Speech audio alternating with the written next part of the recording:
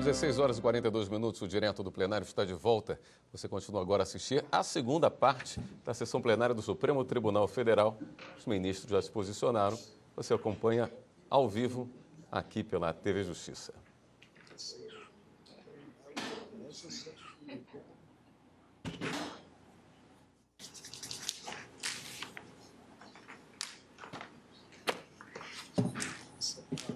Podemos nos assentar, por favor?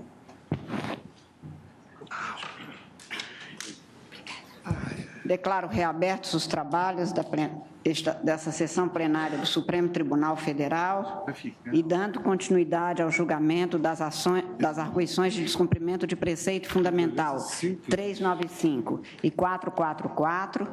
Confiro a palavra ao eminente ministro Roberto Barroso para voto.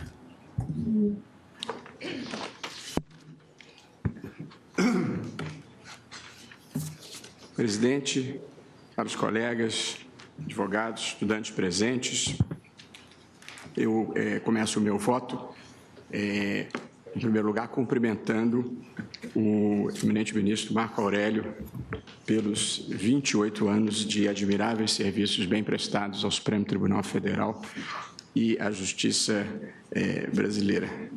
O ministro Marco Aurélio gosta de dizer que a gente concordava mais quando eu era advogado do que agora que eu sou juiz. Mas quero dizer que o meu apreço e a minha admiração por Vossa Excelência subsistem rigorosamente idênticos.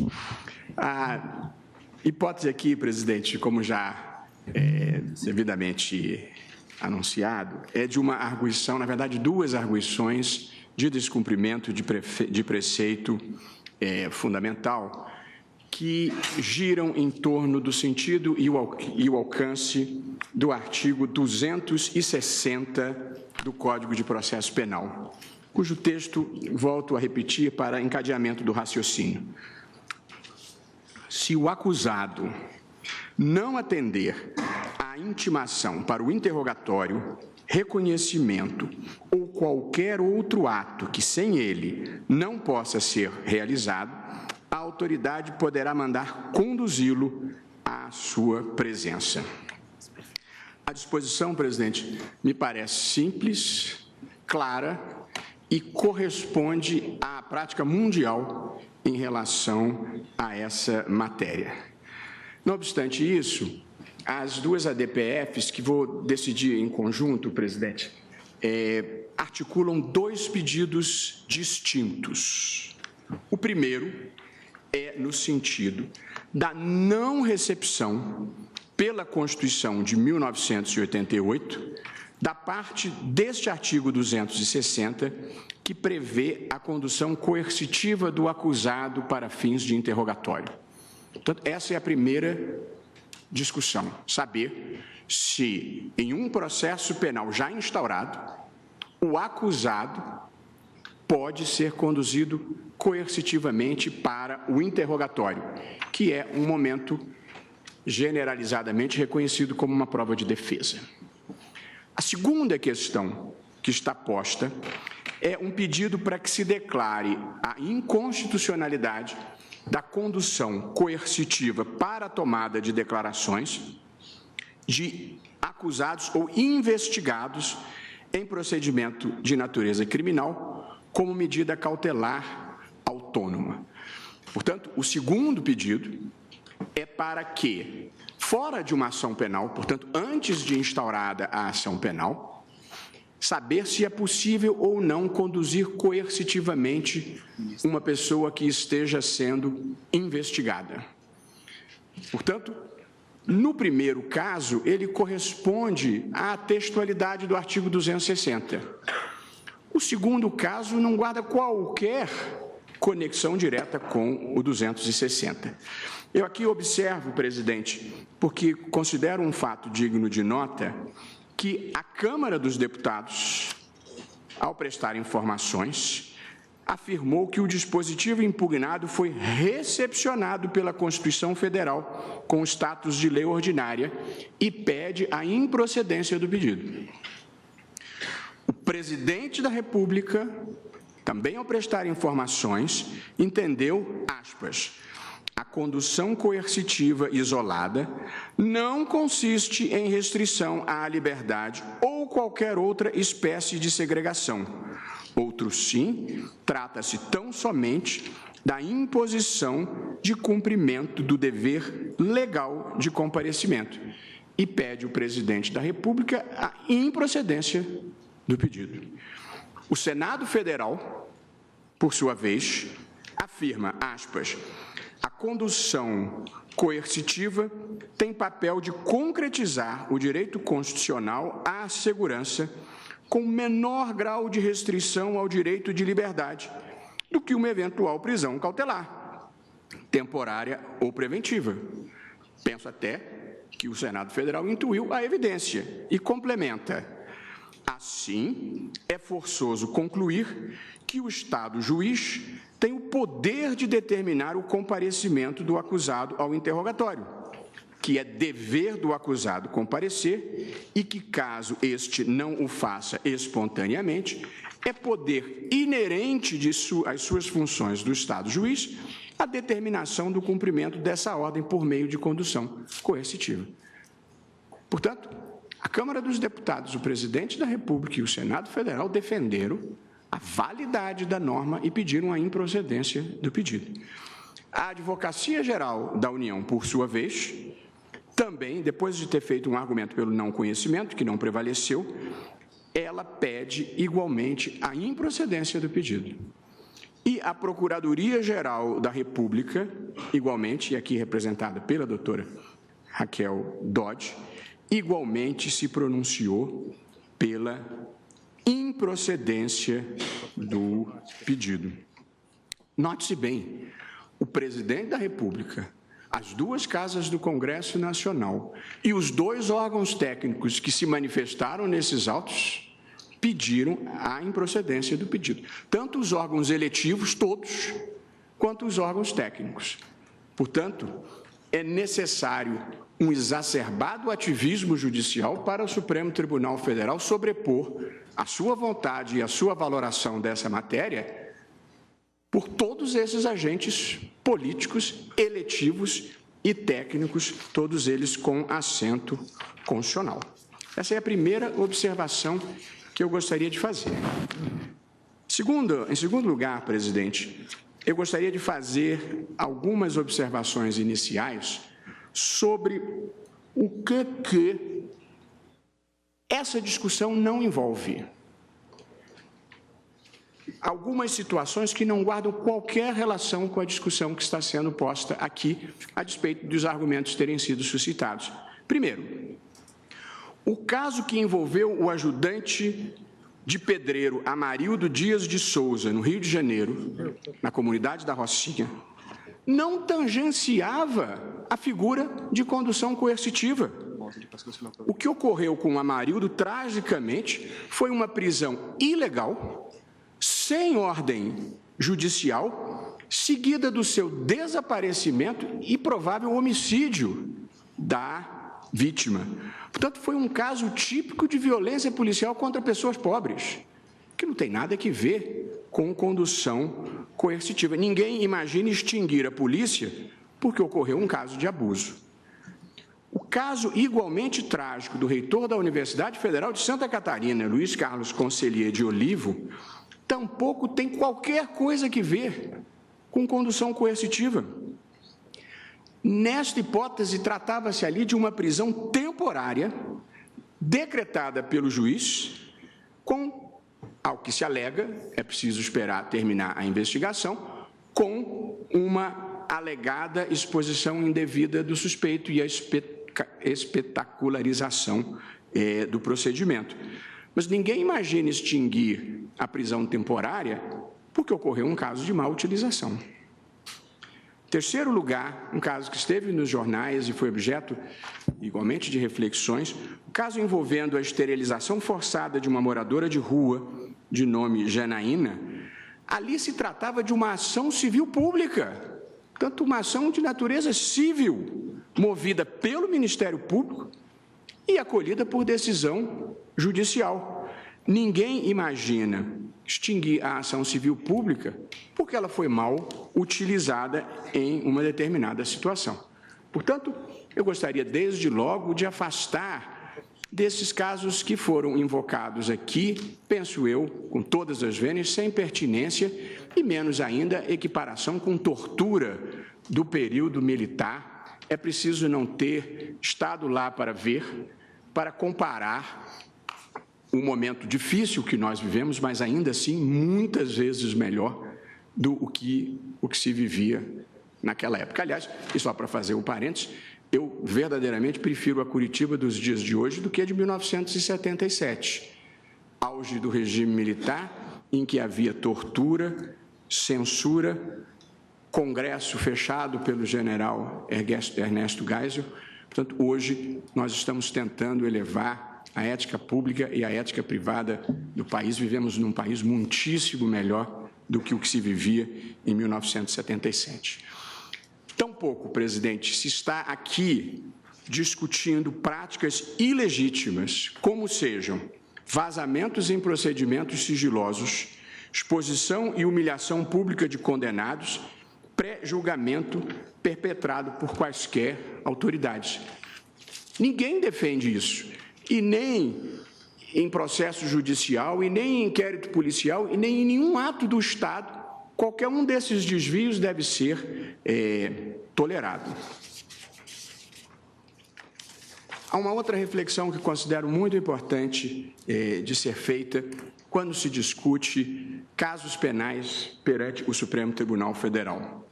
Os tribunais constitucionais em todo o mundo democrático, eles têm dois grandes papéis: proteger as regras do jogo democrático e proteger os direitos fundamentais. Em matéria de proteção dos direitos fundamentais, inclusive e sobretudo de minorias, os tribunais constitucionais podem e, em muitas situações, devem, a meu ver, atuar construtiva e criativamente, porque é assim que se protegem pelo mundo afora os direitos dos homossexuais, dos negros, das populações nativas, de uma maneira geral, e de mulheres que não são uma minoria, mas em muitas partes do mundo, inclusive aqui no Brasil, para muitos fins, são um grupo vulnerável. E, portanto, a interpretação constitucional típica, como eu imagino que ela deva ser, ela deve produzir decisões que sigam o seguinte itinerário. Em primeiro lugar, toda decisão de um tribunal constitucional deve se reconduzir a uma norma jurídica, seja um princípio ou seja uma regra, e deve se ater aos limites e possibilidades semânticas oferecidas por essa norma. Essa é a dimensão normativa da interpretação constitucional, que é inarredável, porque, do contrário, não se trataria de uma interpretação jurídica. O segundo passo, a meu ver, de uma decisão de uma Corte Constitucional deve preservar sempre e em primeiro lugar, os princípios fundamentais e os direitos fundamentais inscritos na Constituição. E cabe deixar claro que direitos fundamentais protegem as pessoas contra a vontade das maiorias. Portanto, não há popularidade ou impopularidade que possa deter um juiz em fazer o que é certo, justo e legítimo na preservação dos valores e dos direitos fundamentais. Essa é a dimensão deontológica de uma decisão judicial. E, em terceiro e último lugar, superadas essas duas etapas, ou seja, feita a remissão normativa adequada e respeitados os valores e os direitos fundamentais, o juiz deve produzir, aí sim, o melhor resultado possível para a sociedade. E aí é a dimensão pragmática da sua decisão. Mas só se chega à dimensão pragmática depois que se acolheu a dimensão normativa, a dimensão deontológica, e aí sim se produz o melhor resultado para a sociedade. Eu estou explicitando isso porque, no Brasil, o Supremo Tribunal Federal, além desses papéis de Corte Constitucional, proteção da democracia e proteção dos direitos fundamentais, ele desempenha uma larga competência penal, diferentemente do que se passa na maior parte dos países do mundo. Pois eu queria deixar claro, claríssimo, que nada do que eu disse sobre interpretação constitucional se aplica à interpretação penal. A interpretação penal segue a estrita legalidade. Não deve ser nem construtiva, nem criativa, quando seja, evidentemente, contrária ao réu. Portanto, não se criam tipificações, não se criam penas, não se exacerba nada que vá contrariamente ao interesse do réu, que não esteja explicitado em lei. A reserva legal existe para proteger precisamente os acusados em matéria penal. E, portanto, eu explicito isso. Em matéria penal não existe criatividade judicial. Vigora a legalidade estrita e eu desafio qualquer pessoa a demonstrar uma decisão condenatória minha que não tenha sido baseada em prova idônea ou inequívoca. Porém, presidente, eu aplico a todos, ricos e pobres, o mesmo direito penal. Não trato os pobres como se fossem invisíveis, nem os ricos como se fossem imunes. Nem viro os olhos para o outro lado se o réu for poderoso.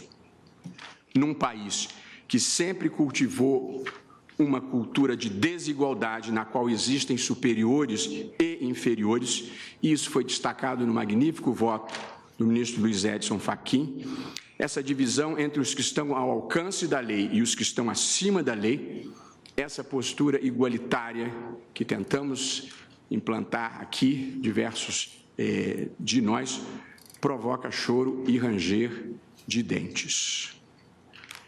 Mas acho que há uma velha ordem que precisa ser empurrada para a margem da história e acho que o nosso papel é empurrá-la. Ninguém, presidente, deseja um Estado policial, uma sociedade punitiva ou um direito penal onipresente. Mas aqui de novo, preciso fazer um esclarecimento onde existem confusões deliberadas.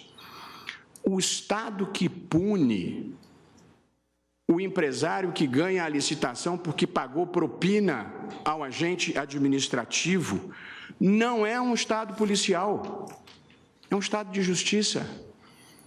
O Estado que pune o dirigente de instituição financeira que obtém ganhos superiores aos outros porque paga propina para obter inside information não é um Estado policial, é um Estado de justiça. O Estado que pune o agente político que achaca empresas sob ameaça de prejudicar arbitrariamente os seus negócios não é um Estado policial, é um Estado de justiça. Portanto, o choro e ranger de gentes é contra um direito penal mais igualitário, não é contra o punitivismo. E acho que nós não podemos participar do pacto oligárquico que protege essa gente. O artigo 260 do Código de Processo Penal, presidente, constou da redação original que está em vigor desde 3 de outubro de 1941. Portanto, está em vigor há quase 80 anos, 30 dos quais sob a vigência da Constituição de 1988. Concorre a uma passagem para Zurique, na Suíça, para as Ilhas Virgens ou para as Ilhas Cayman, quem adivinhar o que aconteceu de novidade no Brasil para justificar a súbita indignação contra a condução coercitiva, tantos anos após a sua vigência, quase 80 anos de vigência, 30 anos sob a Constituição de 1988. Eu arrisco um palpite, é que o direito penal finalmente vai chegando, aos poucos, com atraso, mas não tarde demais, ao andar de cima, aos que sempre se imaginaram imunes e impunes. Gente que paga tudo com dinheiro vivo, desconhece o sistema bancário. Gente que vive de dinheiro fácil, gente que vive com o dinheiro dos outros, gente que vive com dinheiro desviado. E agora que juízes corajosos rompem este pacto oligárquico de impunidade e de imunidade e começam a delinear um direito penal menos seletivo e a alcançar criminosos do colarinho branco, há um surto de garantismo. É o mal travestido de bem. Violência policial, direito penal do autor, abuso de autoridade judicial, nada disso faz parte da minha visão de como deve funcionar o sistema punitivo no Brasil. O direito penal deve ser moderado, sério e igualitário.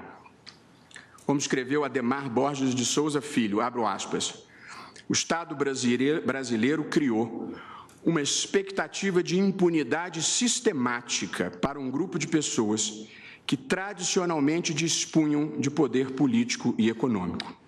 E acrescenta, o sistema de justiça criminal brasileiro se institucionalizou com base na cultura da ilegalidade em relação aos excluídos e da impunidade em relação aos privilegiados. E continua, precisamos de um processo de integração dos excluídos, integração de baixo para cima, e dos privilegiados, integração de cima para baixo. Em suma, ninguém deseja universalizar, transferindo dos mais pobres para os mais ricos, um direito penal de abusos, de desrespeito aos direitos fundamentais, de tolerância com a violência policial. A equalização que precisamos é um direito penal mais manso no andar de baixo e mais sério no andar de cima. E, sobretudo, igualitário. É à luz dessas reflexões, presidente, que eu passo a decidir a questão. E há duas questões de direito, como observei no início do meu voto. Primeiro, um pleito de não recepção pela Constituição de 88, da parte do artigo 260 do Código de Processo Penal, na parte em que prevê a condução coercitiva para fins de interrogatório. E o segundo ponto é a declaração de inconstitucionalidade de condução coercitiva do investigado. Começo pelo primeiro ponto, a condução coercitiva do acusado para interrogatório, que é a previsão expressa do artigo 260. E aqui, presidente, faço a seguinte observação.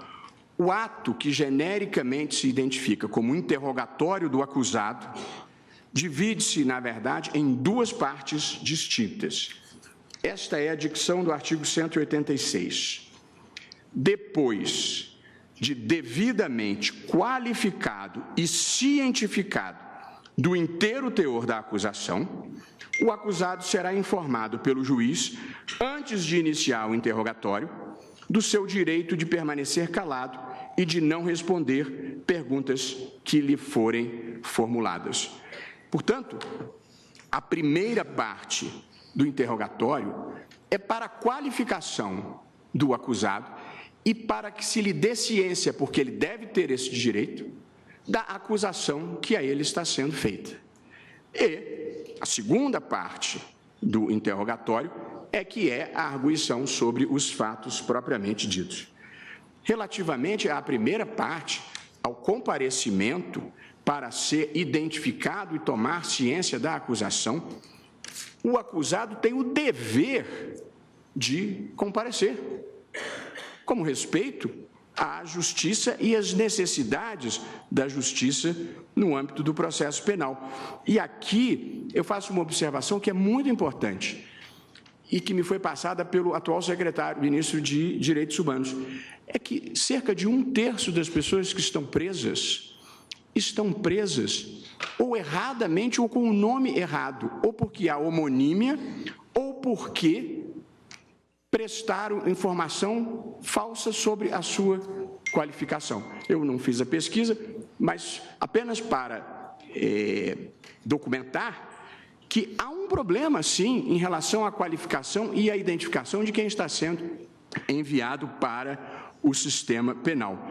Em segundo lugar, há atos processuais em que a presença do acusado é indispensável, até porque envolve reconhecimento pela testemunha. Como é que o sujeito pode se recusar a participar de um ato em que a presença dele é indispensável. E, em terceiro lugar, eu acho que o juiz deve ter o direito, quando não o dever, de identificar pessoalmente a pessoa que ele vai sentenciar e olhá-la nos olhos e colher a sua impressão pessoal. De modo que, relativamente à qualificação e reconhecimento do acusado, que é a primeira fase do interrogatório, eu acho que simplesmente não há como abdicar do dever de exigir o comparecimento do acusado. Agora, uma vez tendo comparecido e tendo sido identificado e qualificado, ele tem assegurado o seu direito de permanecer calado, o seu direito de permanecer em silêncio. Este é o direito à não autoincriminação. Portanto, a não autoincriminação não significa inexistir um dever de comparecer. Significa existir o direito fundamental de permanecer calado. E mais do que o direito de permanecer calado, o direito à não autoincriminação significa mais. Significa que o juiz não poderá, em razão do silêncio do acusado, 1, tomar os fatos como verdadeiros. 2, aumentar a pena do acusado. 3, considerar tal conduta como crime de desobediência. Ou seja, não é possível trazer-se qualquer prejuízo para o acusado, pelo seu comparecimento ao interrogatório e exercício do direito de permanecer calado. Mas comparecer, ele tem que comparecer. Agora, para que não haja nenhuma dúvida, só cabe condução coercitiva se ele tiver sido intimado e tiver injustificadamente deixado de comparecer. Aí sim é possível a condução coercitiva. Mas escuta, é exatamente isso que está escrito na norma que eu leio de novo. Se o acusado não atender à intimação para o interrogatório, reconhecimento ou qualquer outro ato, a autoridade poderá mandar conduzi-lo à sua presença, se ele não atender à intimação. De modo que eu acho que o texto normativo é claríssimo ao estabelecer qual é o requisito que autoriza a condução coercitiva, presidente. Então, por essas razões, eu considero constitucional o artigo 260 na sua face, na sua literalidade, na sua dicção expressa. E, portanto, julgo improcedente o pedido quanto a este primeiro debate. A segunda situação tratada nessas duas ações, na verdade mais na segunda do que na primeira, que é a da OAB, diz respeito à condução coercitiva do investigado, ou seja, não ainda do acusado contra o qual se instaurou uma ação penal. Vale dizer que o que se discute é saber se é legítimo, mediante ordem judicial, portanto, sob reserva de jurisdição, que a autoridade leve o investigado a prestar depoimento forçadamente, mesmo que ele não queira fazê-lo espontaneamente. Eu gostaria de dizer que esta possibilidade não é explicitada em parte alguma do 260. Eu li, reli, procurei, olhei na outra página, olhei o parágrafo único. Não está dito nada disso aqui, no artigo 260. Porém, há uma prática, como foi dito pelo eminente advogado Dr. Tiago Bottino da tribuna, há uma prática de se utilizar como medida cautelar a condução coercitiva do investigado em determinadas situações. Eu repito que não consigo extrair esta previsão do artigo 260.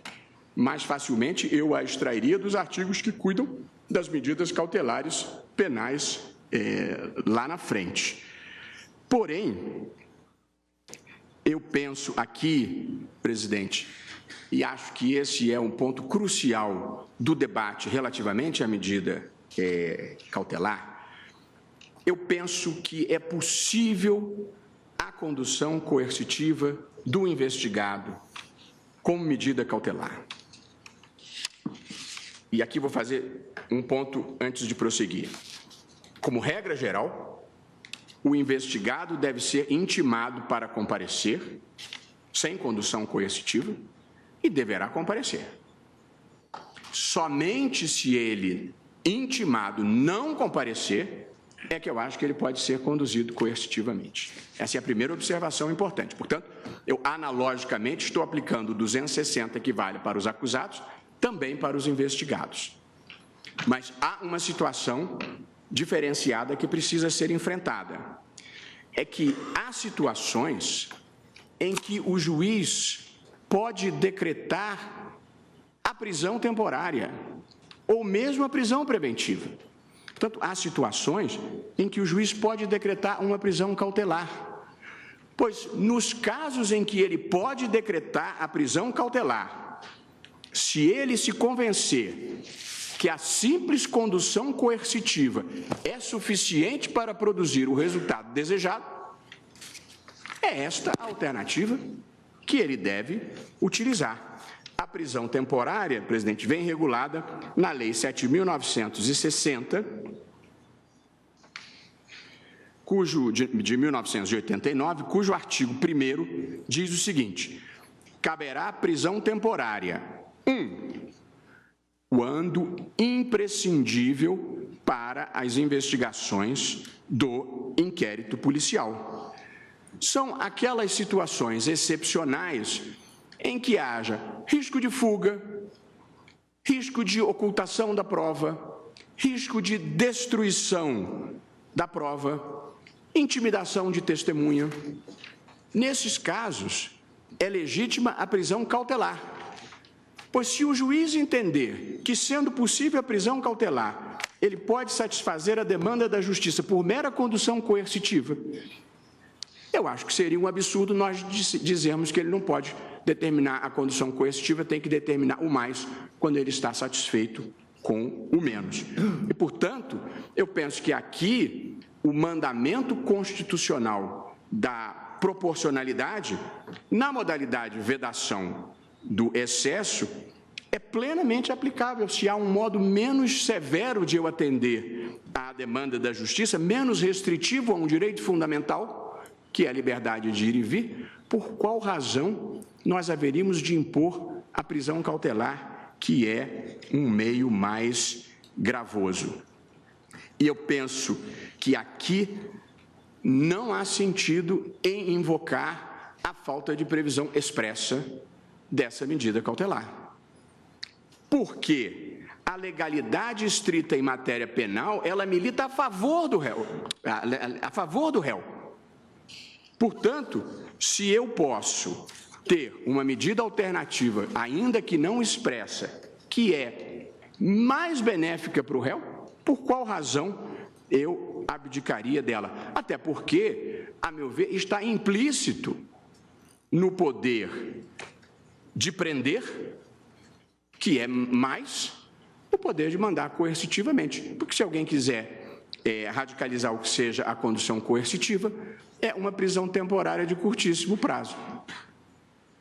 Portanto, por que eu teria que decretar uma prisão? E, na verdade, nem é isso. Mas, se radicalizasse, se poderia dizer isso. E também aqui, no caso da condução coercitiva como medida cautelar, com base na Lei 7.960 e não no 260 do Código de Processo Penal, também aqui o réu tem, ou o investigado tem o direito de permanecer calado, tem o direito à não autoincriminação. Aliás, ele tem mais direito do que apenas o direito à não autoincriminação. Ele tem todos os direitos que a Constituição lhe assegura.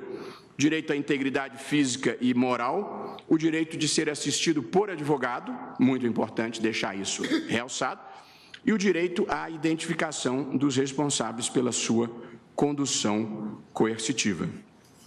E devo dizer, presidente, que essa possibilidade, a condução coercitiva do investigado, quando haja um fundamento razoável, ou probable cause, como gosta de citar o ministro Celso de Mello, esta possibilidade é a prática da maior parte das democracias do mundo, sendo que, em boa parte delas, não se exige sequer a ordem judicial. A própria polícia pode fazer a condução. Ao passo que essa, que eu estou considerando legítima, é uma condução coercitiva que não pode ser efetivada sem reserva de jurisdição, sem prévia determinação judicial. E aqui eu cito o Non-Arrest Detention nos Estados Unidos, o Investigative Detention no Canadá, o Garde à Vue na França e o Fermo di Indiziate di Reato na Itália. Todas essas medidas equiparáveis à condução coercitiva. Portanto, presidente, por essas razões, e aqui eu vou apenas procurar alinhar a minha posição com a posição do ministro Luiz Edson Fachin, para não criarmos, porque eu estava julgando inteiramente improcedente o pedido com essas explicitações. Primeira, é legítima a condução coercitiva do acusado quando devidamente intimado para comparecer ao interrogatório não atender ao chamado. 2, o acusado tem o direito de permanecer em silêncio, sem que disso lhe advenha qualquer consequência, e tem o direito de ser assistido por advogado. E 3, é legítima a condução coercitiva do investigado nas hipóteses em que seria legítima a decretação de prisão cautelar, seja temporária, seja preventiva, também aqui com o direito de permanecer em silêncio e de ser acompanhado por advogado. Por essas razões, eu estava julgando o pedido inteiramente improcedente. O ministro Fachin, no entanto, julgou o primeiro pedido inteiramente improcedente e o segundo pedido procedente. O pedido que Vossa Excelência julgou parcialmente procedente, ministro Fachin, foi relativo à medida cautelar ou relativamente à condução coercitiva para o interrogatório?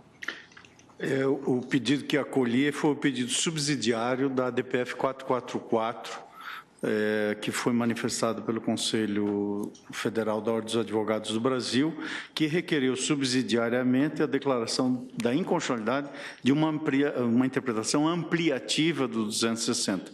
E eu considero que a hipótese do não comparecimento justificado ou injustificado, a depender da compreensão que se tem, gera uma interpretação ampliativa que não se agasalha e precisaria, portanto, de uma interpretação conforme para se agasalhar o teor do artigo 260. Portanto, eu estou acolhendo o pedido subsidiário da DPF. Presidente, só para... Ministro, Vossa Excelência. Claro, muito prazer. Apenas para deixar claro para todos o que o ministro Fachin acaba de dizer, que ele aquece no sentido de julgar procedente. O pedido está textualmente, aspas, subsidiariamente, caso não seja acolhido o pedido anterior, requer seja declarada a inconstitucionalidade da interpretação ampliativa do artigo 260 do Código de Processo Penal, a fim de que não seja permitida a condução coercitiva sem prévia intimação e não comparecimento injustificado do acusado, que não destoa muito do que o ministro Alexandre de Moraes também... Aqui, deixa eu ler... A minha dificuldade aqui é que o dispositivo diz assim...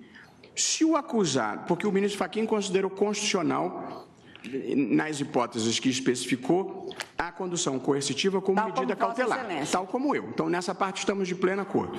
Na outra, também estamos de pleno acordo. Eu acho que só cabe condução coercitiva se intimado para o interrogatório não atender injustificadamente. Pensamos assim também.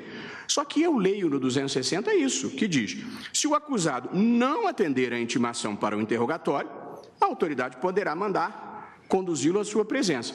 Portanto, eu tenho um pouco de dificuldade de interpretar conforme a Constituição para dizer o que já está dito. Mas como há total congruência entre as nossas posições, eu acho que vou aguardar até o final dos outros votos para ver se justifica nós nos reajustarmos aqui mutuamente. De todo jeito, eu preciso de computar o voto. Eu estou acompanhando o ministro Fachin. Vota exatamente no mesmo sentido do ministro Edson Fachin, ou seja, julgando parcialmente improcedente para... Então, parcialmente procedente... Não. Peraí. Ficou uma dúvida no ministro Fux que eu gostaria de deixar claro. Deve-se intimar, seja o acusado, seja o investigado previamente. Porém, nas hipóteses em que é admitida a prisão cautelar, é possível a condução coercitiva independentemente da intimação. Sim, a mesma coisa do Não, eu estou explicitando para o ministro Luiz Fux, que me perguntou aqui. Sim. E aí, como ele tinha dúvida, eu esclareci para todo mundo. É exatamente a mesma Pois não, ministro Celso, com muito gosto. E em ambas as hipóteses, trate-se da figura do investigado ou até mesmo do réu, quer dizer, a ordem de condução coercitiva está sujeita à reserva de jurisdição. Sempre. O que significa que não se possibilita quer dizer, a expedição de um mandado ou por parte da autoridade policial ou até por parte do Ministério Público nos seus procedimentos de investigação penal. Em nenhuma hipótese. Sempre com reserva. Sempre com reserva de jurisdição e, como regra geral, com intimação prévia. Compreendo. Só por exceção, a condução coercitiva será legítima sem intimação prévia. Qual é a exceção? As hipóteses em que poderia ser decretada a prisão cautelar. Sim. No que estão de acordo, inclusive não muito longe do ministro Alexandre de Moraes. Só para a gente ter clara a divergência de Vossa Excelência. O meu posicionamento é a possibilidade da condução coercitiva somente após prévia intimação Regra geral. E recusa. Eu entendo, vou ouvir os debates, posso até adequar, mas eu entendo que não há a possibilidade legal de uma hipótese de decretação de prisão que seja absolutamente idêntica à condução coercitiva para interrogatório. Por isso, Vossa Excelência exclui a possibilidade de decretação direta da condução coercitiva. Todas as hipóteses de prisão, seja prisão temporária, seja prisão preventiva, exigem mais do que isso. Exigem que, mesmo preso e levado a interrogatório e, eventualmente, opondo o direito ao silêncio, continue preso. Não há uma hipótese específica de prisão para se obter o interrogatório. Então, nas hipóteses que o juiz entender que é caso de decretação de prisão, ele vai ter que fundamentar, e é sempre mais do que a condução coercitiva. Senão não haveria razão para a existência da condução coercitiva. E aproveito aqui também para fazer só uma consideração, um aditamento ao meu voto. E aí concordo com a colocação do ministro Luiz Roberto, quando se discute a cautelaridade, seria o mais correto realmente se discutir na parte de cautelares, mas o Código de Processo Penal só regulamenta a condução coercitiva nesse artigo, não nas cautelares. E a interpretação que vem sendo dada, e ambas as ações pedem exatamente uma definição, é em relação ao artigo 260. É o artigo que os juízes vêm com base nele dizendo que, excepcionalmente, podem, com poder geral de cautela, determinar a condução coercitiva. Por isso e disse a Vossa Excelência, eu não dei uma interpretação conforme, porque seria repetir, ao meu ver, o texto da lei. Eu excluí uma possibilidade, que é exatamente a possibilidade da cautelaridade. Pois não. Ministra Rosa Weber. Não, por favor. Eu ia chamar o voto, mas Vossa Excelência... Apenas uma complementação. Eu tenho a impressão de que, ao ouvir o voto de Vossa Excelência entende possível a condução coercitiva por ordem da autoridade policial. Não, só autoridade judicial. Só autoridade judicial, nem Ministério Público, nem autoridade policial. Perfeito. Até agora, todos no mesmo sentido quanto a isso. Ministra Rosa Weber. Senhora Presidente, apresento a todos os meus cumprimentos, em especial hoje ao eminente ministro Marco Aurélio, pelo aniversário de 28 anos no exercício da jurisdição constitucional. Eu sempre identifiquei o dia 13 de junho como a data de nascimento de Fernando Pessoa, 13 de junho de 1888, e também como o dia de Santo Antônio. Agora sei que o dia 13 de junho é também o dia da chegada de Vossa Excelência a esta casa, e isso já há longos 28 anos. Vossa Excelência me permite, de mãos dadas com o colega, o ministro Carlos Veloso. Pois não, ministro Marco Aurélio. Eu também cumprimento o eminente relator pelo sempre percussiente voto e faço questão de destacar as belíssimas sustentações orais proferidas na sentada anterior, não só pelo vice-procurador-geral da República, Dr. Luciano Maia, como também por todos os advogados que ocuparam a tribuna. Para mim foi um verdadeiro deleite ouvir essas sustentações orais. E eu tenho que destacar ainda os belíssimos votos da divergência, a partir do voto do ministro Alexandre de Moraes, o voto do ministro Luiz Edson Fachin e do ministro Luiz Roberto Barroso. E faço questão de registrar que eu comungo com as premissas que foram destacadas por suas excelências no que tange ao Estado de Justiça, ao tratamento penal igualitário a ricos e pobres, a recusa em considerar qualquer cidadão como invisível ou imune.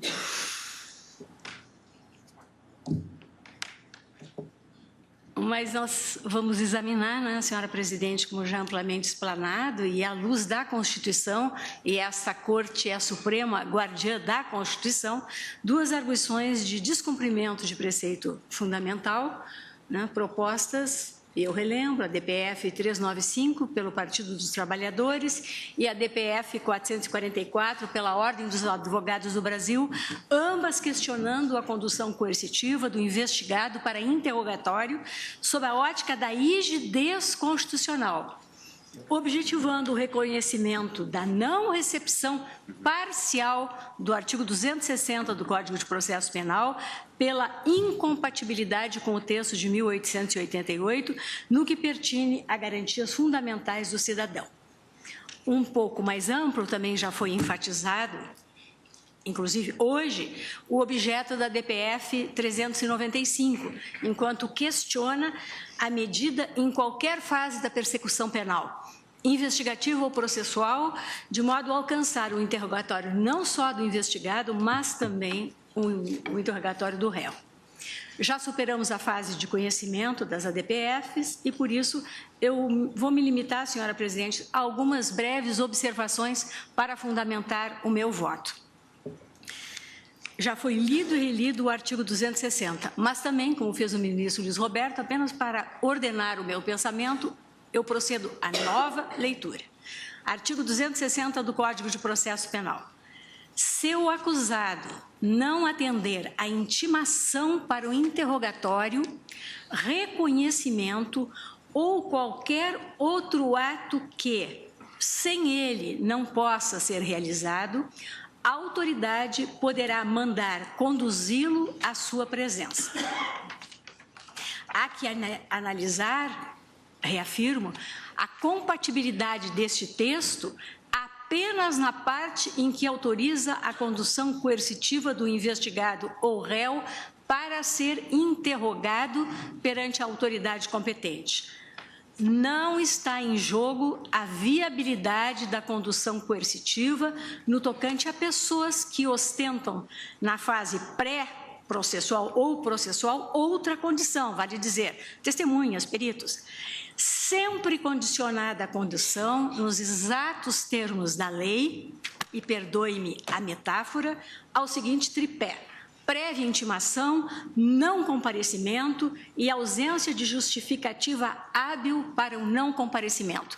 E no exercício da jurisdição de primeiro grau, jurisdição trabalhista, senhora presidente, e forte em dispositivo expresso da CLT, inúmeras oportunidades eu determinei a expedição de mandado de condução coercitiva e testemunhas foram conduzidas porque intimadas regularmente, não compareceram e sequer apresentaram justificativa hábil ao não comparecimento.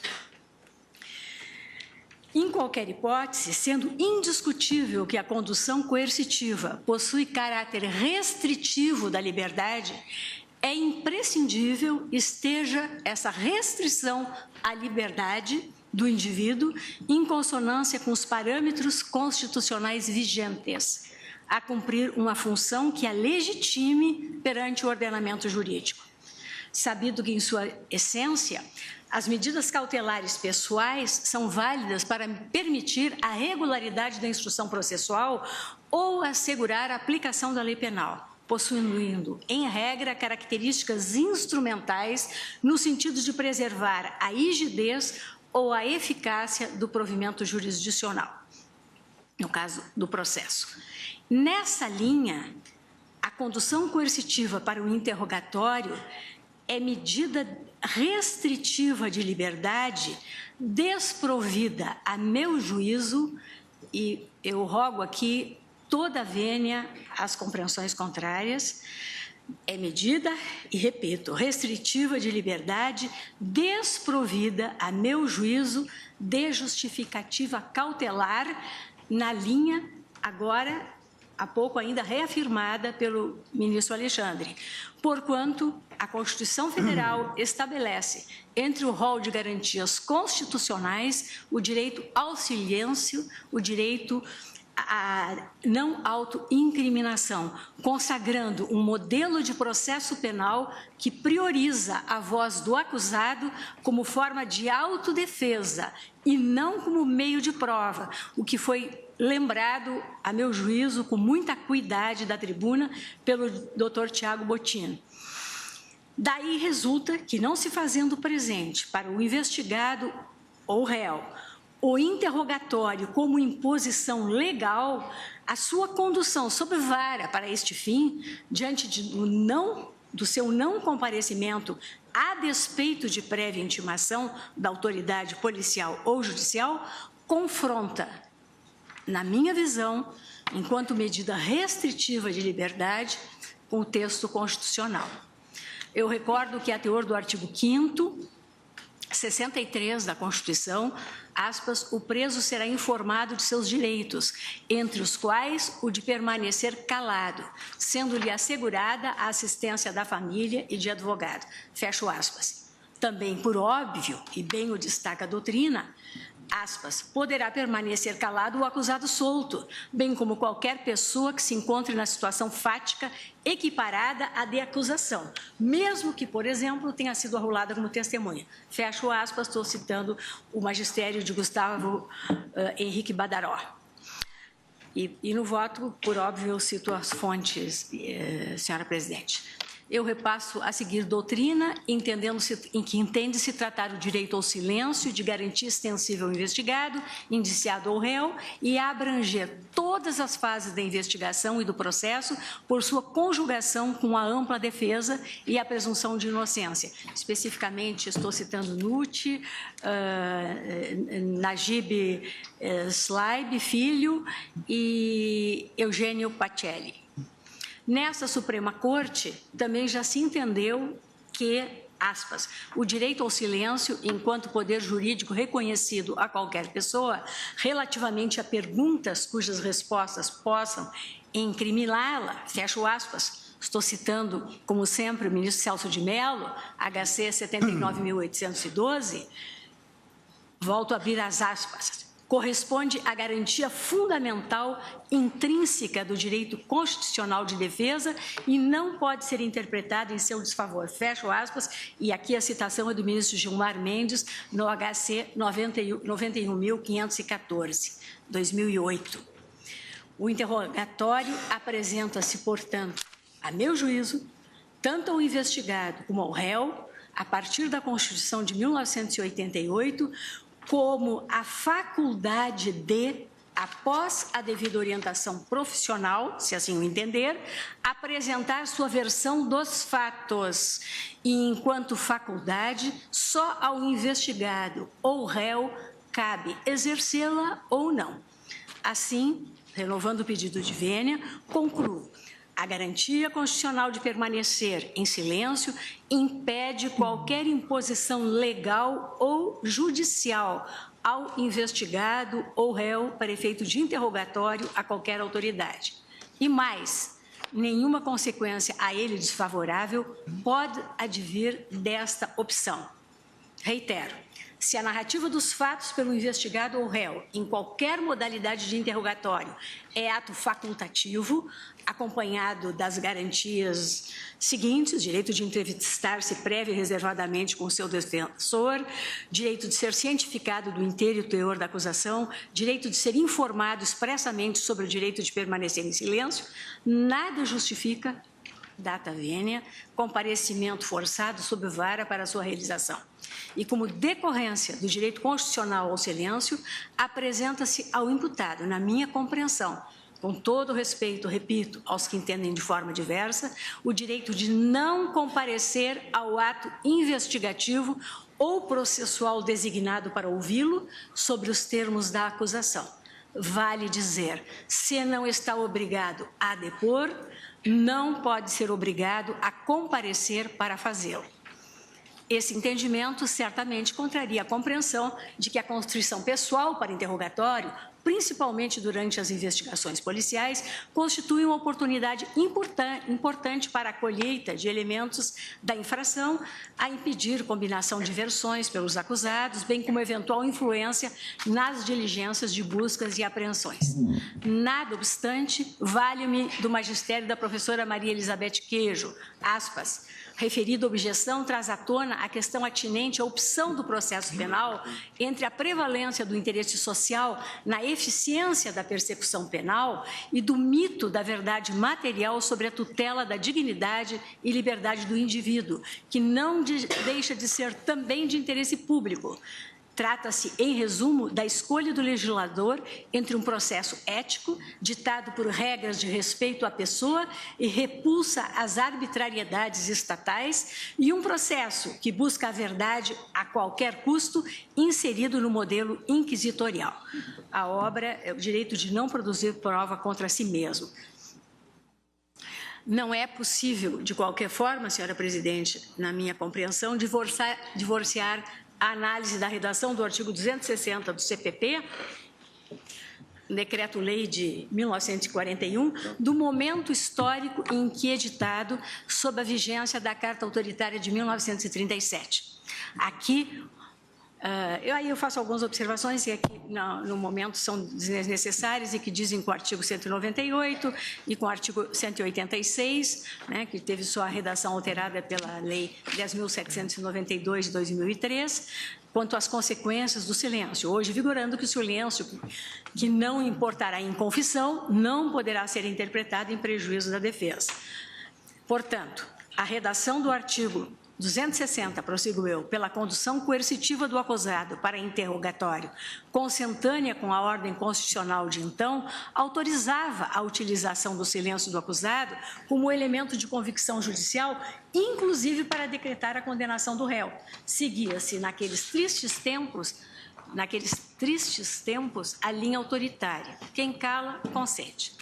Essa visão sobre o anacronismo do dispositivo é apontada na doutrina, e aqui também eu cito o magistério de Fernando Tourinho Neto, dizendo que, tendo sido as normas a que acabei de me referir, artigo 186 e 198, revogadas, parece claro, diz o doutrinador, que com elas também desapareceu, no particular, a razão da condução coercitiva.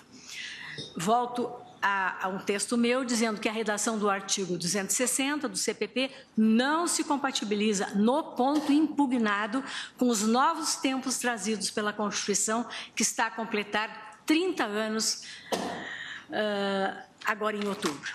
Incabível, pois, qualquer exigência ao investigado ou réu para prestar depoimento ou para comparecer para este fim.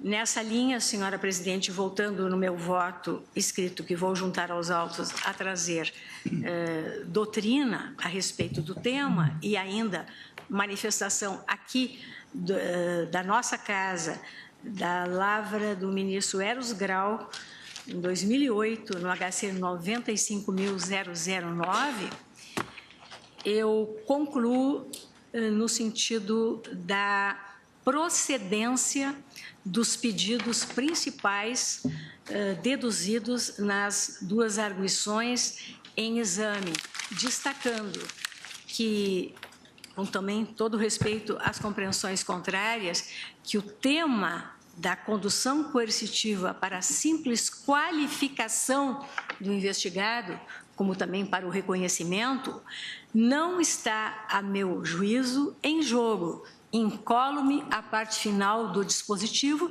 que permite a condução do imputado para, aspas, qualquer ato que, sem ele, não possa ser realizado. Hipótese em que se legitima ante o risco para a aplicação da lei penal, as hipóteses de homônimos, enfim, autorizando, inclusive, a decretação da prisão preventiva. Com esses argumentos e com as vênias de estilo, a qualificada divergência acompanha o relator, julgando procedentes os pedidos principais, presidente. Eu voto. Agradeço a Vossa Excelência. Ministro Luiz Fux. Excelentíssima senhora presidente, ilustre representante do Ministério Público, senhores ministros, ilustres advogados, estudantes aqui presentes. Senhora presidente, eu também não poderia deixar de cumprimentar os advogados que assumiram a tribuna, os colegas que me antecederam e, principalmente, o voto do ministro Gilmar Mendes, que, pela sua densidade e pelos seus argumentos aqui trazidos. Por outro lado, esse é um dever emocional dos mais expressivos, que é o de cumprimentar os 28 anos do ministro Marco Aurélio, no exercício da judicatura do Supremo Tribunal Federal, sendo certo que, além dos 28 anos, sou obrigado a denunciar aqui uma certa anciania, porquanto somos amigos há mais de 40 anos. O ministro Marco Aurélio, inclusive, me deu a honra de estar presente na minha posse como juiz do Tribunal de Alçada. Então, o ministro Marco Aurélio tem muitos anos de judicatura, mas realmente o seu brilho é vulgar aqui no Supremo Tribunal Federal. Senhor presidente, como eu voto em quinto lugar, quer dizer, muito já se disse, então eu vou estabelecer 3 premissas com as quais eu já estou de acordo, para poder depois passar aquilo que eu tenho para ressaltar, talvez trazendo alguns elementos um pouco diferentes para não me tornar repetitivo. Bom, a primeira premissa é que, no meu modo de ver, literalmente, o artigo 260 do Código de Processo Penal, quer por interpretação histórica, quer pela análise da sua própria dicção, ele é constitucional. Um interrogatório, uma condução coercitiva, intimado com a presença de advogado. Em segundo lugar, qualquer que seja a condução coercitiva, eu preservo o direito ao silêncio e também a possibilidade da assistência jurídica, da presença do advogado. Então, na verdade, eu quero, e acho que essa é a questão central, me dedicar à temática relativa à condução coercitiva por ordem judicial, que vem ocorrendo através de medidas judiciais adotadas no curso de investigações criminais, notadamente nos casos em que os delitos são praticados contra a administração pública, são delitos, digamos assim, de última geração, em relação aos quais os meios probatórios não estavam preparados para enfrentá-los. Por isso que gostaria até de invocar o provérbio português de que uma coisa é uma coisa, outra coisa é outra coisa, para dizer que aqui foram suscitados fatos e tragédias históricas para fundamentar a impossibilidade da condução coercitiva. Assim é que se mencionou a época da ditadura, que eu tive, por força da minha geração, eu vivenciei essa época, que era uma época, inclusive, que o velho professor, o saudoso professor Heleno Cláudio Fragoso, entrava na sala de aula e dizia: boa noite, pessoal do DOPS, boa noite, pessoal do ACNI, os senhores estão trabalhando, mas eu também estou, vamos começar a aula. Vossa Excelência conhece de livros isso, porque a geração de Vossa Excelência já é outra, mas a verdade é que o exemplo das pessoas carregadas da ditadura, ou ainda pior ainda, porque eu trago isso no meu genoma, o exemplo do Holocausto, esses exemplos, essas barbáries, elas não podem servir de base para uma fundamentação relativa à condução coercitiva, que é levada a efeito com medida penal contra crimes do colarinho branco, Vossa Excelência, me permite? praticados contra a administração pública. Pois não. não se esqueça que, recentemente, nós estamos ainda sob esses efeitos, por conta desse tipo de investigação e de uma investigação claramente mal conduzida, suicidou-se em Florianópolis o reitor da universidade, a quem foi imputado fato com o qual ele não tinha nada a ver. Portanto, se desenha realmente um Estado claro de modelo policialesco. Sim, eu vou respeitar a posição de Vossa Excelência, porque eu ouvi, resguardado o direito ao silêncio, eu ouvi silenciosamente todo o voto de Vossa Excelência. Então, eu gostaria só de fazer, evidentemente, que ninguém aqui preconiza medidas arbitrárias capazes de induzir ao suicídio, absolutamente nada disso. O que me parece absolutamente anômalo é se sustentar, com base em tragédias históricas, como a ditadura e o Holocausto, a impossibilidade de se realizar conduções coercitivas praticadas por organizações criminosas sofisticadas através de crimes de lavagem de dinheiro e crimes contra a administração pública. Uma coisa é uma coisa, outra coisa é outra coisa. Então, nós estamos aqui no campo da outra coisa. Pois bem, resguardado o direito ao silêncio, o direito à assistência do advogado e a constitucionalidade do artigo 260, eu verifico alguns aspectos que não foram aqui mencionados que eu gostaria de abordar. Em primeiro lugar, talvez por isso, até pela intervenção do ministro Gilmar, nós não estamos julgando nenhum caso concreto. Nós estamos num controle abstrato de constitucionalidade, para verificar se é lícito ao juiz penal, no exercício da jurisdição criminal e no afã de impor a ordem penal estatal, se ele pode se utilizar de medidas, dentre as quais a condução coercitiva do investigado, e aí já parte da premissa de que há ou um inquérito ou uma ação penal, e com reserva de justiça, por ordem judicial.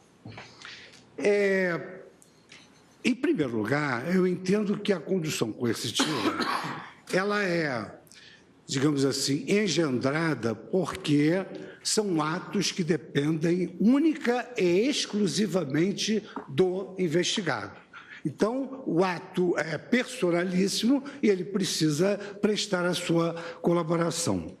Sucede que, e isso é muito importante que se destaque, que até na sua própria origem, esse direito ao silêncio, ele foi instituído para impedir a mentira, as falsas versões. Então, o direito ao silêncio não significa dizer que se erige a fortiori um direito à mentira. O direito ao silêncio é o direito de ficar calado. Agora, o Estado, ele tem o direito de evitar que um determinado investigado combine versões que possam frustrar a atividade estatal.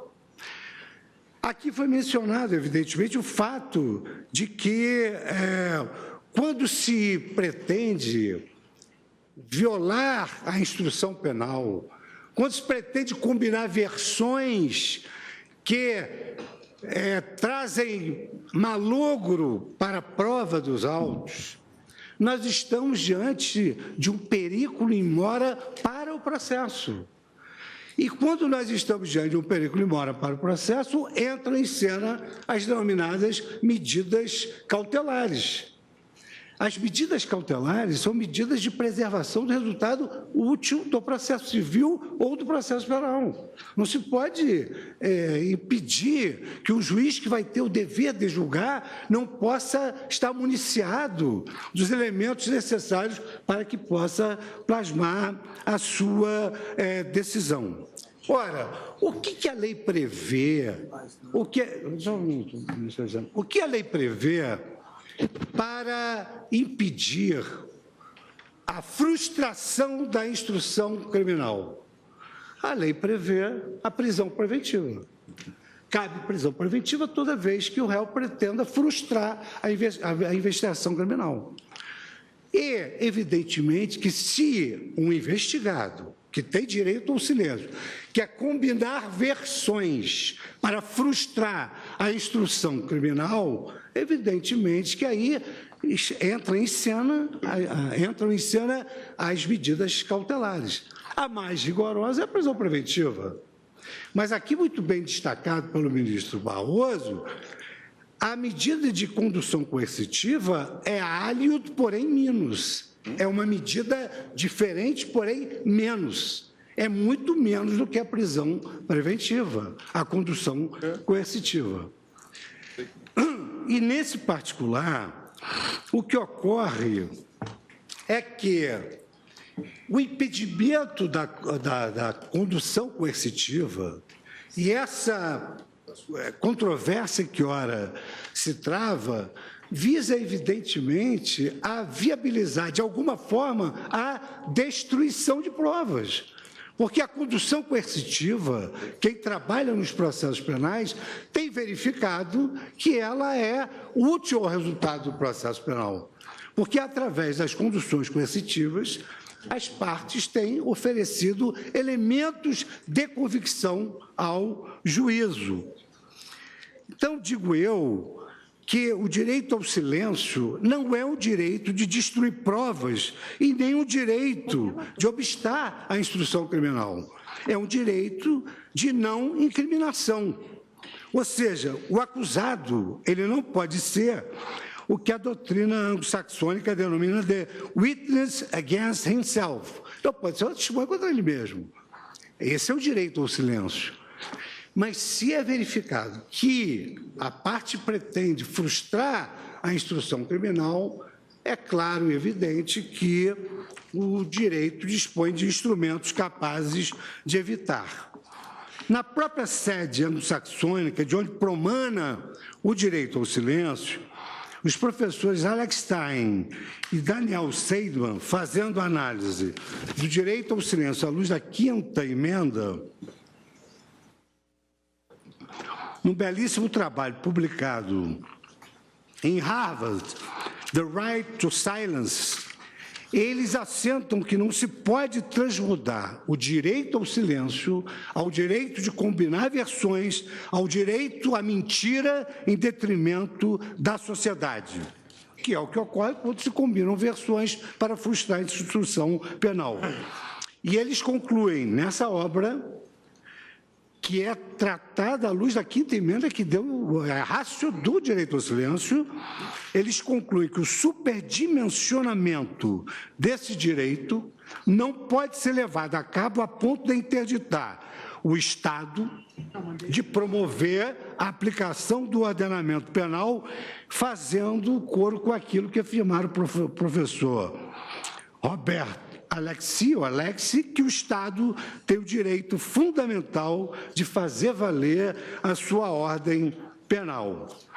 E esses autores, exatamente a pretexto de chamar a atenção para esse possível superdimensionamento desse direito, e eu quero relembrar que eu já estabeleci como premissas o direito de não se autoincriminar, direito ao silêncio, assistência do advogado. E esses autores, então, por exemplo, eles citam um primeiro caso, Schmerber versus Califórnia. Então, eles dizem, a Corte entendeu que a retirada de amostra de sangue do réu para teste de alcoolemia, isso num país democrático que criou o direito ao silêncio, que está na quinta emenda, em uma época na qual ainda existem etilômetros capazes de realizar a medição pelo hálito, não viola o privilégio contra a autoincriminação. Nós aqui temos o bafômetro. Em Gilbert versus Califórnia, igualmente, não se reputou violadora da referida cláusula constitucional a conduta de exigir do réu o fornecimento de amostras de sua caligrafia. Um outro caso, Doe versus United States, o tribunal considerou lícita a exigência de que o réu assinasse um formulário autorizando bancos estrangeiros a entregar os registros da sua conta.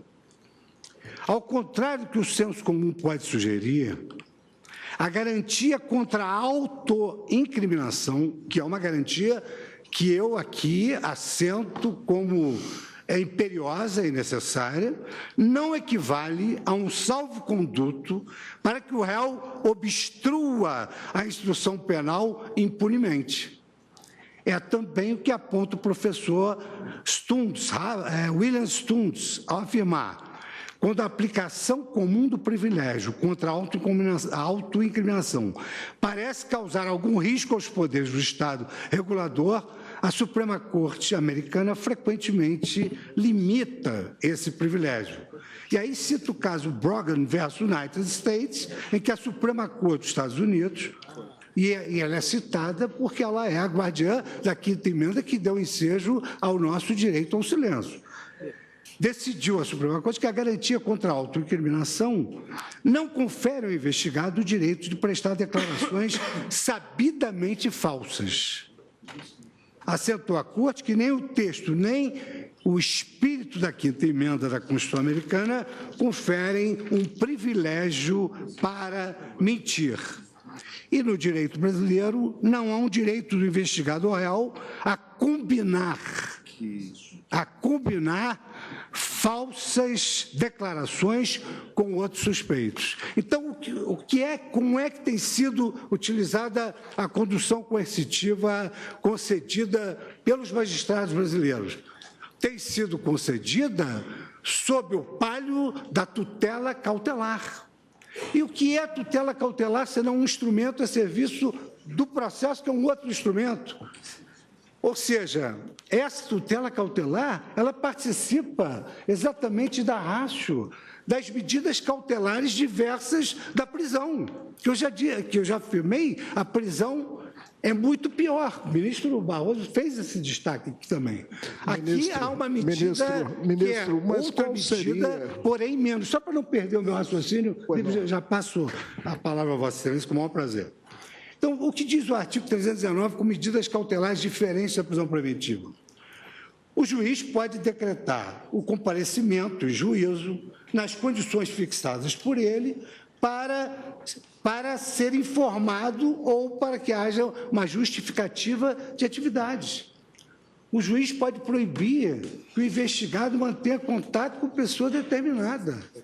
À luz dessas medidas cautelares diversas da prisão, é evidentemente que, com reserva de jurisdição, com a presença de advogado, com o direito ao silêncio, é evidente que é legítima e constitucional a condução coercitiva determinada pela Justiça. Dir-se-á, bom, mas aí essa condução coercitiva causa uma surpresa. Ora, é da essência das medidas de preservação da utilidade do processo, das medidas cautelares, que o sucesso dessas medidas depende exatamente da surpresa. Vamos raciocinar num caso simples. Se um sócio quer dissolver a sociedade e avisa o outro que vai dissolver a sociedade e partilhar os bens, um dos sócios dilapida o patrimônio e aí, na hora da partilha, não haverá bens a repartir. Mutatis mutandis, se o juiz pode isso tudo e nunca ninguém arguiu a inconstitucionalidade da prisão preventiva por obstrução da instrução criminal, nunca se arguiu a inconstitucionalidade das medidas alternativas à prisão cautelar, como esse comparecimento em juízo, para que o juízo possa se informar. Nunca se arguiu a inconstitucionalidade da proibição de um investigado manter contato com outros. Nós aqui já chancelamos a possibilidade de um homem casado não entrar em contato com a sua esposa, que fazia parte da organização criminosa. Então, diante de todo esse quadro, a condução coercitiva, mediante ordem judicial, e, portanto, obedecido o devido processo legal, viabilizando a presença do advogado, permitido o direito ao silêncio, ela é inconstitucional? Absolutamente entendo que não, senhora presidente. E tenho aqui um voto escrito que, evidentemente, a essa altura não seria sequer razoável que eu lesse, mas também não seria legítimo que eu usasse aqui o direito ao silêncio e parasse exatamente agora.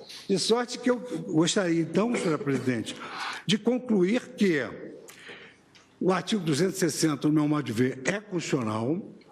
A condução coercitiva, tal como tem ocorrido por ordem judicial, é constitucional por força das medidas cautelares que são autorizadas pelo magistrado, ou seja, medidas adotadas com reserva de justiça, assegurada a presença do advogado, assegurado o direito ao silêncio, assegurada a integridade física e psíquica do investigado.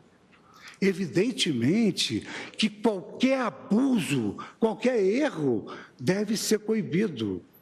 Inclusive esse que o ministro Gilmar acaba de se referir, que foi por uma... Esqueceu de dar o aparto ao ministro Marco Aurélio. Mas eu estou fazendo uma reverência ao seu voto.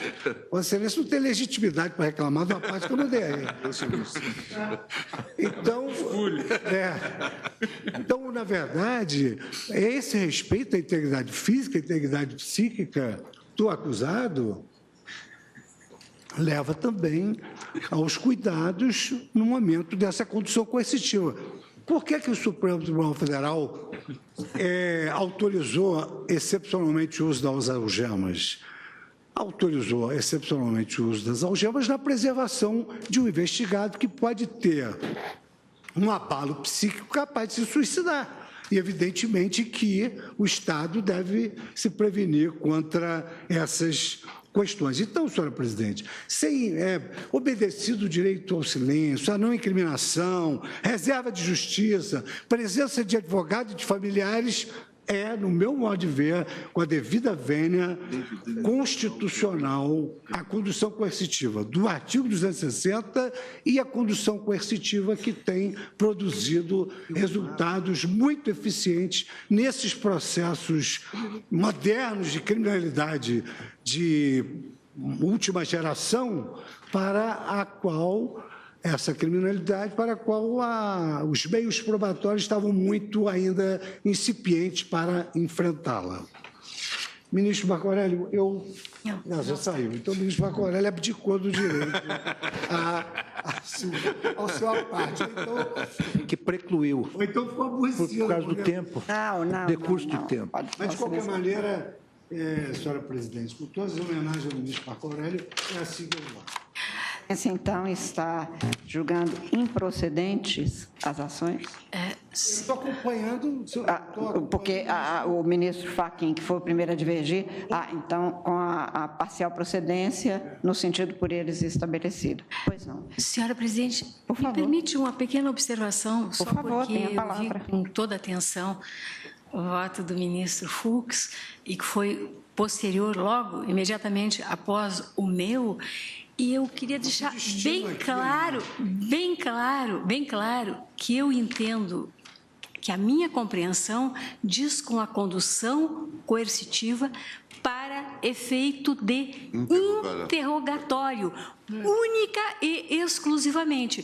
Porque se tiver alguma cautelaridade que se imponha no que diz respeito à aplicação da lei penal, no que diz respeito a uma série de, digamos, de providências que possam justificar alguma medida dentro do poder geral de cautela do juiz, que ela seja adotada pela utilização dos institutos próprios, né, que, do meu ponto de vista, não se confundem com condução coercitiva. Mas é só para explicitar o meu voto. Eu apenas dizer que eu fui buscar a origem dessa possibilidade da condução coercitiva para o interrogatório, e verifiquei que, nesse berço, a ideia gravitante é exatamente o impedimento, a combinação de versões falsas que impliquem na obstrução da instrução penal, que é uma das causas que autoriza a medida cautelar. E aí, ao invés da prisão preventiva, entendo que essa medida é alho, porém menos. É uma pequena divergência que nós temos. Perfeitamente, eu só quis explicitar bem a minha compreensão. Sempre pequenas. E, ministra Rosa, presidente... Por favor, tenha a palavra. De qualquer forma, eu também fiz questão, e esse foi o pedido, isso já foi discutido, e essa foi a delimitação que nós fizemos. Nós não estávamos discutindo qualquer outra abrangência. Até podemos discutir com o ministro Celso aqui sobre essa questão da condição coercitiva para reconhecimento. Nós já temos manifestações na jurisprudência no sentido de que não há obrigatoriedade por parte do acusado de eventualmente participar. Mas, em suma, nós não estamos discutindo essa questão, estamos delimitados ao... Vossa Excelência até falou isso no voto de Vossa Excelência. Exatamente, me honrando com citação de voto por mim proferido na turma, em que eu declinava 4 situações em que a condução é lícita no meu olhar. Senhor presidente, eu procurei mostrar, nesses casos, foi decisão da primeira turma, que eram casos típicos, realmente, de prisão provisória. Isso está no meu voto, de prisão provisória. Portanto, o que se usou foi a alternativa, mas aí claramente porque a pessoa se negava a comparecer, por exemplo, a situação de comparecimento para fins de reconhecimento. Vossa Excelência, então, delineava, mas aí são hipóteses que, inclusive, poderia caber à prisão provisória. Senhor presidente, eu queria também aproveitar essa pequena oportunidade de dizer o seguinte: ninguém está contestando aqui o poder geral de cautela do juiz. Isto é algo praticado desde sempre na esfera processual. O que me preocupa é exatamente estarmos criando uma nova modalidade de prisão, quer dizer, inclusive em usurpação ao princípio da reserva legal, ou seja, além da prisão preventiva e da prisão temporária, nós estamos criando a prisão instantânea, se admitirmos esta condução coercitiva para fins de interrogatório. Presidente, quem é que está votando? Porque não, Vossa Excelência terminou. Vossa Excelência terminou outras o voto. Intervenções. Não, Vossa Excelência terminou o voto, foi computado. No colegiado. O que ocorre no colegiado? Nós proferimos o nosso voto. Sim, e o ministro relator apenas quis fazer uma referência, a ministra Rosa quis pontuar qual era o... A Rosa pontuou com toda... Sim, e o ministro Gilmar apenas realçou que ele já tinha dito isso no voto. Vossa Excelência já votou e foi computado desse jeito na forma do regimento. Exatamente, só em relação à condução coercitiva para... Exatamente, não há nada... As observações, as anotações são a látere. São a látere. Senhores ministros, então eu vou fazer a proclamação provisória, uma vez que suspender ainda o julgamento para continuidade na sessão de amanhã. Após o voto do ministro relator, que julgava procedente a DPF, no que foi acompanhado pela ministra Rosa Weber, e do voto parcialmente divergente do ministro Alexandre de Moraes, e com outra divergência, o ministro Edson Fachin, que foi acompanhado pelos ministros Roberto Barroso e Luiz Fux, suspendeu-se o julgamento para continuidade na sessão de amanhã, às 14 horas, quando serão colhidos os votos dos outros ministros. Senhores ministros, agradeço o trabalho de Vossas Excelências, a presença de Vossas Excelências, senhora Procuradora-Geral, senhores advogados, secretária de sessão, senhores servidores. Declaro encerrada a presente sessão, desejando a todos uma excelente noite. Muito obrigada a todos.